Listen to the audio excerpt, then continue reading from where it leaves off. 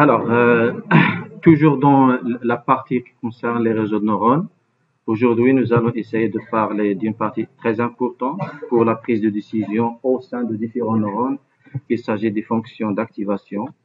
Donc nous allons essayer de découvrir quels sont les différents types et aussi parler un petit peu de la différence entre les différentes fonctions d'activation. Donc, déjà, la question qui se pose, pourquoi la fonction d'activation? Et si jamais on n'utilise pas une fonction d'activation, certainement, si on doit utiliser une simple fonction d'activation telle que f de s égale à s, d'accord? Ça n'est pas l'activation théorique. F de s égale à s, mais derrière, il y a une fonction d'activation linéaire, comme si f de x égale à x. D'accord? Si vous avez remarqué, si vous allez bien analyser cette fonction, vous allez comprendre que derrière, elle peut être utile et exactement ça peut représenter la même chose que la fonction logique function. Il peut être utile pour le problème de linear regression, c'est-à-dire ça c'est presque équivalent. Un réseau de neurones avec un seul neurone, mais qui joue le rôle de la régression, c'est-à-dire f de s égale à s. Et vous allez assurer une sortie linéaire en fonction de l'entrée, parce que déjà f égale à sigma de xi fois wi plus n vice. Donc ça, c'est une fonction linéaire. Alors, un neural network map, en fait, j'obtiens des entrées, le réseau de neurones fait son traitement et il va nous donner des sorties. Soit une seule sortie ou bien un ensemble de sorties, ça dépend des objectifs. Si l'objectif revient à prévoir une valeur continue, en général, on utilise un seul neurone dans la couche de sortie. Pourquoi? Parce que tout simplement, je vais prévoir une valeur continue. Par contre, si je vais faire de la classification, il est préférable d'utiliser un ensemble de neurones qui est équivalent au nombre de classes à prévoir. Et chaque neurone à la sortie, il peut représenter la probabilité d'appartenance de l'objet à la classe. Donc, un neural network map des inputs X en output Y en utilisant toute une boîte noire. Le réseau de neurones, c'est un ensemble de neurones. Chaque neurone se résume à un ensemble de poids et une fonction d'activation. Finalement, vous pouvez dire que le réseau de neurones égale à quoi? Un ensemble de poids plus des fonctions d'activation. Trouver un bon réseau de neurones revient à trouver les bons poids et les bonnes fonctions d'activation. Dans cette démonstration, bien dans cette présentation, nous allons présenter les fonctions d'activation. Un neurone reçoit en entrée des valeurs et des poids et fait la somme pondérée, puis applique sur cette somme une fonction d'activation. Il y a le in qui représente la somme pondérée, c'est-à-dire sigma de wi fois xi plus le vice. Ça, c'est le in. Le qui donne S, c'est la somme. Le f de S, c'est l'activation. Le f, c'est une fonction d'activation. Par exemple, de f, fonction sine, ou bien sigmoid, ou bien une fonction hyperparabolique, ou bien autre, ou bien votre propre fonction. Et si vous êtes capable de développer votre propre fonction d'activation, vous passez du, soi-disant, ingénieur vers un chercheur. Donc, les chercheurs en général, un chercheur scientifique, c'est dans ce domaine-là, il cherche à trouver ses propres solutions. D'accord? Si on utilise des fonctions d'activation, si on n'utilise pas des fonctions d'activation linéaire dans toutes les couches, voilà. Si on utilise, c'est pas on n'utilise pas, parce qu'il y a un ici. Si on utilise alors des fonctions d'activation linéaire dans toutes les couches, le signal d'output devient une valeur contenue. Exemple, f de x égale à x. Ici, le a, parce que ici j'ai montré f de x égale à ax plus b, donc si le a égale à 1 et le b égale à 0, c'est un cas particulier, f de x égale à x, qui est une fonction aussi linéaire. Une fonction non linéaire permet au nœud d'apprendre des formes plus complexes. C'est-à-dire, une fois souhaité avoir une classification, il est préférable d'avoir une probabilité. Qui va garantir d'avoir une probabilité? Une fonction qui va retourner des valeurs entre 0 et 1. Sigmoid, par exemple. La fonction d'activation rend le réseau de neurones capable de résoudre des problèmes non linéaires. Par exemple, la classification des images. D'accord? Donc, tu ne peux pas utiliser une fonction linéaire pour faire la classification des images. Donc, ce n'est pas possible. Les réseaux de neurones artificiels sont conçus autour des fonctions d'approximation et de poids. C'est ça finalement. Et là, on a quelques exemples de fonctions d'activation. Plus de détails, vous pouvez consulter le lien qui est passage. D'accord. Alors, la première fonction d'activation, il y a cette fonction d'activation qui peut être utilisée si jamais je peux parler d'une classification binaire ou bien prévoir deux états possibles, soit 1, soit moins 1. D'accord? Donc, cette fonction d'activation égale à 1 si S est supérieur, par exemple, à 0. Voilà. Si S est supérieur à 0, parce que ça, c'est f de S, elle est égale à 1. Moins 1, le cas contraire. D'accord? Ça, c'est une première fonction d'activation qu'on l'appelle sign function. Donc, c'est une fonction d'activation. Il y a autre fonction d'activation, le cas de Sigmoid, qui reçoit une valeur, n'importe quelle S, de moins l'infini jusqu'à plus l'infini, et la sortie va être entre 0 et plus 1. Ceci correspond à prévoir une probabilité. Et il y a la fonction ReLU, d'accord? Aussi la fonction ReLU, c'est une fonction presque linéaire, mais ce n'est pas linéaire. Pourquoi? Parce que si S est supérieur à 0, donc le f de x égale à f de s égale à a plus b. Si le s est inférieur à 0, alors le f de s égale à 0. D'accord? 0, c'est ça. Sinon, moi j'ai dit f de s égale à as plus b. Mais ici, f de s égale à as. Le cas a égale à 1 et b égale à 0. De le cas de ReLU. Il y a aussi step function, d'accord? Elle a soit 0, soit 1. Et elle, ou bien aussi step function et sign function. Ils fournissent une sortie binaire utilisée pour la classification binaire. Je peux utiliser ce genre de fonction. Dans le cas d'un réseau multilayer, elles sont préférées dans les outputs, dans la couche output. D'accord? Si tu as un réseau multicouche, donc il est préférable d'affecter ce type de fonction d'activation dans la dernière couche. Ce n'est pas recommandé de les utiliser dans hidden layers. Pourquoi? Parce qu'ils n'assurent pas un bon apprentissage des poids. D'accord? Pourquoi? Parce que la dérivée, elle est soit égale à 0, parce que c'est une constante ici. La dérivée d'une constante, c'est 0. Donc, la fonction n'est pas dérivable. Donc, quand est-ce qu'on peut parler de l'optimisation? Une fois la fonction d'activation, elle est dérivable. Donc, une fonction dérivable sur un intervalle, elle assure un bon apprentissage. Sinon, elle ne peut pas assurer un bon apprentissage. Alors, une fonction linéaire, d'accord? Alors, ça, c'est la fonction linéaire en orange. Et en bleu, c'est sa dérivée. Sa dérivée ici, il s'agit d'une constante. Donc, une dérivée constante n'aide pas à faire l'apprentissage. D'accord? Au contraire de step function et sign function, linear function peut générer une série d'outputs. Au lieu d'avoir soit 0, soit 1, soit 1 moins ou bien moins 1, je peux avoir plusieurs sorties.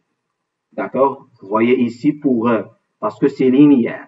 Pour f de 0, j'ai 0. Pour f de moins 1, j'ai ceci, et ainsi de suite. Donc, j'ai plusieurs sorties possibles de cette fonction. Alors, le grand problème de cette fonction est que sa dérivée est constante. Donc, elle n'assure pas un apprentissage, surtout dans les couches internes. L'algorithme de backpropagation, propagation de l'erreur pour la minimiser, et en fait, la backpropagation, c'est un algorithme qui fait l'objet de la deuxième partie de cette séance. Est basé sur les dérivés, on va voir par la suite, et la dérivée d'une fonction telle, d'une telle fonction f de x égale à c de x, alors f' de x par rapport à x, df sur dx égale à c, donc une constante. Donc le processus d'apprentissage ne peut pas dépendre des entrées. C'est-à-dire déjà la dérivée ne dépend pas des entrées. D'accord? Donc il n'y a pas d'apprentissage. Je dois choisir. C'est quoi un exemple d'apprentissage? Il va m'assurer de faire l'entraînement. Par contre, ici, la fonction que je vais utiliser pour optimiser les poids, elle ne dépend pas des entrées. Donc, elle ne sert pas pour l'apprentissage. D'accord? On ne peut l'utiliser que dans output-layers. La fonction segment, vous voyez tout à l'heure. Ça, c'est la fonction d'activation et sa dérivée, c'est une constante. f de x égale à c. Par exemple, f de x égale à 3x. f de x égale à 3x. f de x égale à 3x, f' de x égale à 3. Donc, c'est une constante. Voilà. Donc, la fonction segmoid, c'est celle-là, et sa dérivée, c'est celle-là. Donc, ce n'est pas une constante. Donc, je peux assurer un apprentissage. Sa dérivée est différente de sin, step, linear function, apprentissage possible. On peut utiliser cette fonction pour faire de la classification, et le changement de y est rapide si x se trouve entre moins 2 et 2. D'accord? On constate que si x se trouve entre moins 2, par exemple moins 1, je ne sais pas, moins 1, moins 2, le changement est rapide. Mais plus x est grand, ou bien le s est grand, plus le changement est très lent. Le changement est très lent indique aussi que l'apprentissage se fait, mais avec une vitesse très lente. D'accord? Parmi les fonctions d'activation les plus utilisées, mais il y a autres fonctions que segmoid qui sont meilleures. Avant les années, parce que ça, c'est pas très ancien. Donc, pour moi, 90, c'est récent. D'accord? Même si ça fait 30 ans, mais c'est récent. Avant les années 90, était la fonction d'activation par défaut dans les réseaux de neurones. La fonction d'activation par défaut, c'est segment. Maintenant, si vous allez utiliser Keras, d'accord, et vous allez créer vos couches, sans préciser la fonction d'activation par défaut n'est pas segment. Et d'ailleurs, vous avez constaté ça pendant la séance dernière, qui s'était en ligne, que nous avons oublié de préciser la fonction d'activation et il n'a pas utilisé la segment par défaut. Du coup, nous avons eu des erreurs, si vous vous rappelez bien. Et la cause, c'était quoi? La cause, c'était de ne pas avoir fixé segment comme fonction d'activation dans la couche de sortie. Alors, le problème de cette fonction, si on regarde attentivement le graphe de segment, je rappelle que ça, c'est la fonction, et ça, ce qui est en bleu, c'est sa dérivée. On constate qu'elle change très lentement quand x a des valeurs qui sont loin de 0. C'est-à-dire l'apprentissage va se faire lentement. Cela dit que le dérivé de cette fonction par rapport à ces valeurs-là sont très proches de 0. C'est-à-dire, vous voyez la dérivée, c'est quoi? D'accord? Parce que l'apprentissage, c'est la dérivée. Plus x est grand, plus f de s est grand, plus la dérivée, elle est proche de 0. Dérivée proche de 0 parce qu'on utilise la dérivée pour quoi? Pour l'apprentissage. Si vous avez remarqué le w, la nouvelle valeur de w, égale à l'ancienne valeur du W fois learning rate plus learning rate fois la dérivée. Si la dérivée est très petite, par exemple 0,00001, je ne vais pas assurer un changement de W d'une bonne manière. Il va changer très très légèrement. C'est pour cela que je parle d'un apprentissage lent. Oula. Alors, il y a la fonction sigmoid et il y a une fonction qui est presque similaire à la fonction sigmoid. C'est la fonction hyperbolique tangent function. Vous constatez la simple différence que la sigmoid de x toujours supérieur ou égal à 0. D'accord? La fonction tangente, hyperbolique tangent function, les valeurs se trouvent entre moins 1 et 1. La simple différence entre les deux, si jamais je souhaite avoir plus de possibilités dans les sorties. Donc, je préfère utiliser la fonction tangente. Hyperbolique tangent function. À partir des années 2000, qualifiée meilleure que sigmoid. Pourquoi? Parce que, d'après l'expérience et ainsi de suite, elle optimise mieux le réseau de neurones si elle est utilisée en tant que fonction d'activation. Mais elle souffre des mêmes problèmes que la fonction sigmoid. C'est quoi le problème de la fonction sigmoid? Apprentissage lent si l'entrée est grande. D'accord? Donc, c'est la même chose. Donc, vous voyez ici, plus je suis loin de 0, plus l'apprentissage est lent. Pour plus de détails, vous pouvez visiter ces liens qui sont en bas. Alors, maintenant, toujours on a un problème. Le problème majeur, c'était quoi? La lenteur d'apprentissage. Pour éviter ce problème, il y a rectified linear unit function. Alors, pourquoi l'apprentissage est lent dans ce type de neurones? Parce que on sait qu'un réseau de neurones, surtout s'il est très profond, c'est-à-dire il y a plusieurs couches cachées, d'accord? On a le problème que même si le WI il est proche de 0, c'est-à-dire 0,000, d'accord? 0, je ne sais pas combien de 0 ici, d'accord? Par exemple 5. Ce neurone, toujours, il assure une activation, même si cette activation pour nous n'est pas utile. Donc, il charge, c'est une charge supplémentaire à notre réseau. C'est-à-dire, il va fonctionner. Regardez ces sorties, ils vont renvoyer vers où? Vers tous les autres neurones. Donc, c'est un calcul supplémentaire. C'est pour cela qu'on dit qu'il ralentit le processus d'apprentissage. Donc, la solution, c'est quoi? C'est essayer d'annuler son activation. D'accord? Pour annuler ceci, il y a l'appel à la fonction qui s'appelle ReLU.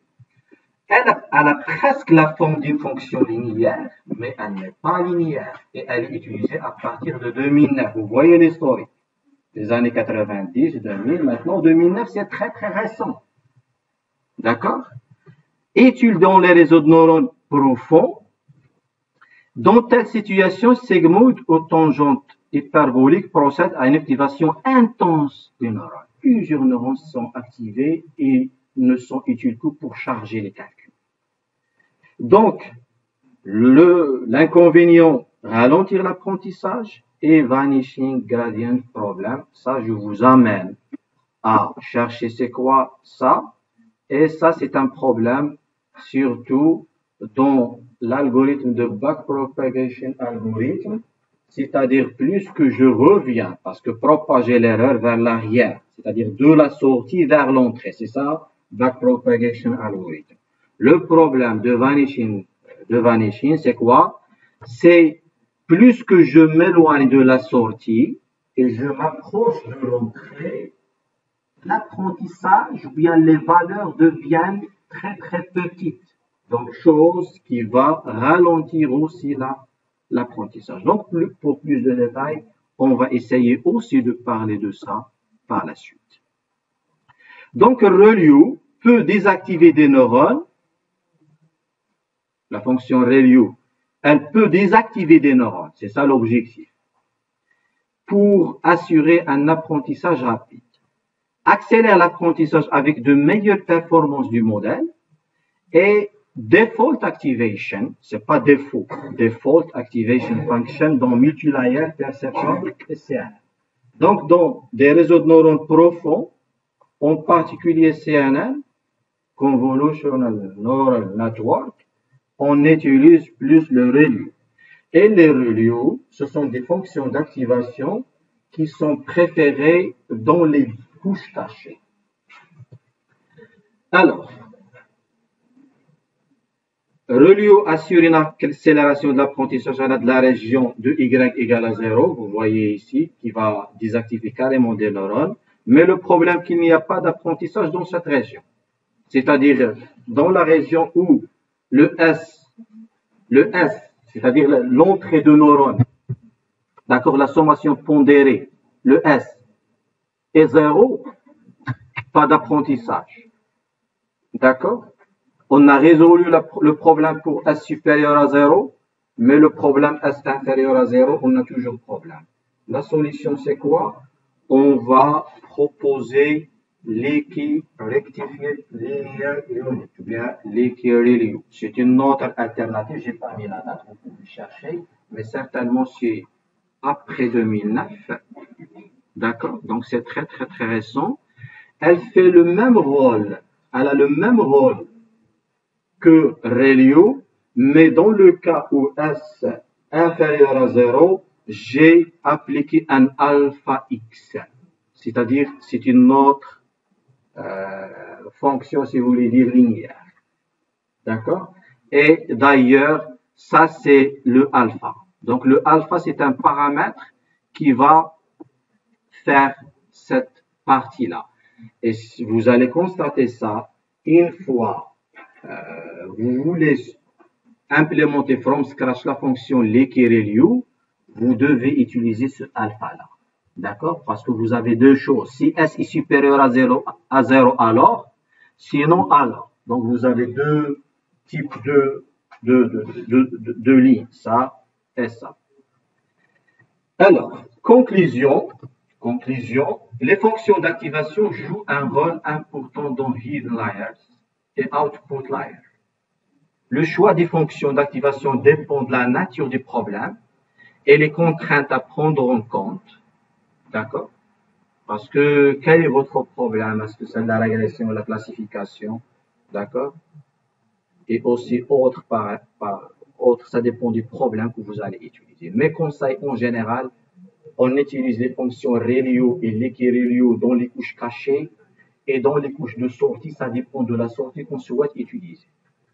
Si tu vas prévoir une probabilité, alors tu peux utiliser segment. Si tu vas prévoir tout simplement une valeur continue, tu peux utiliser une fonction linéaire. S'il s'agit de la classification binaire, tu peux utiliser soit sign, soit step function. D'accord? Donc, il y a plusieurs choix. Et voilà. Donc, ça, en ce qui concerne la première partie de cette démonstration.